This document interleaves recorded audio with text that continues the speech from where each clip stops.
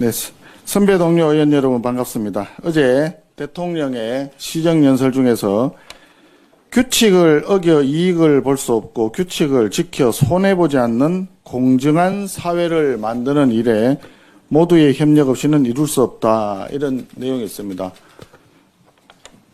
내용은 너무 좋습니다.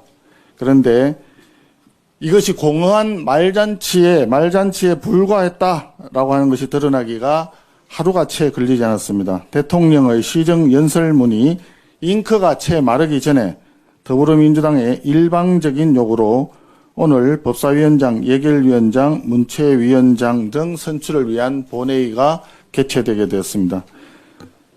소수당이 건의를 묵살하고 자기들 마음대로 본회의를 열어서 핵심 상임위를 독식하면서 거대 여당 스스로 대통령이 강조한 공정사회를 무너뜨렸습니다.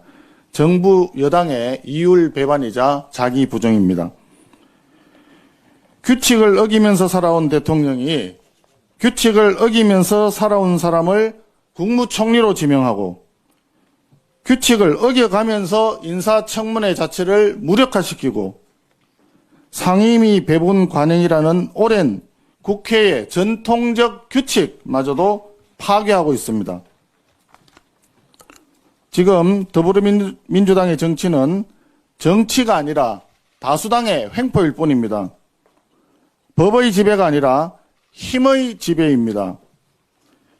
힘으로 무죄를 유죄로 바꾸고 유죄를 무죄로 바꾸며 진실과 허구를 뒤죽박죽 섞어서 손바닥으로 하늘을 가리려 하고 있습니다.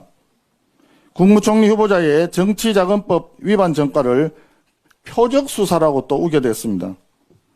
오늘은 또 급기야 TF를 만들어서 이재명 대통령이 연루된 불법 대북 송금 사건을 조작수사라고 우기기 시작했습니다.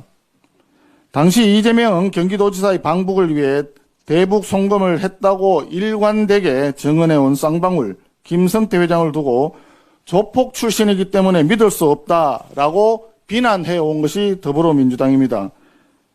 그런데 같은 조폭 출신의 해외 장기 도피 중인 KH 배상윤 회장의 인터뷰 한마디를 근거로 삼아서 대북 송금 사건이 조작수사다 이렇게 주장하고 있는 것입니다. 정말 법도 없고 양심도 없는 사람들입니다. 이런 사람들이 법사위원장직을 그렇게 고집하는 이유가 무엇이겠습니까? 법제와 사법을 소관하는 법사위를 동원해서 국회를 대통령의 입법 거수기로 만들고 사법부를 장악해서 자기들의 범죄를 은폐하는 도구로 만들려는 의도가 있는 것 아닌지 국민적 의구심이 커가고 있습니다. 1년 전 더불어민주당이 국회의장과 법사위원장을 독식하면서 내세운 것이 윤석열 정부 견제였습니다. 이러한 목적은 결국 허울 좋은 명분이었을 뿐 본심은 입법부와 사법부를 자기들의 소나기에 넣겠다는 그런 복심이었습니다. 더불어민주당에 엄중 경고합니다. 의회 폭주를 멈추십시오. 여러분이 주장하는 대한민국 정상화는 정치의 정상화에서 시작됩니다. 정치의 정상화는 대화와 타협, 협치와 상생에서 시작됩니다. 정치가 정상적으로 작동되지 않으면 어떤 정권도 결코 성공할 수 없다는 것을 분명히 기억하기 바랍니다.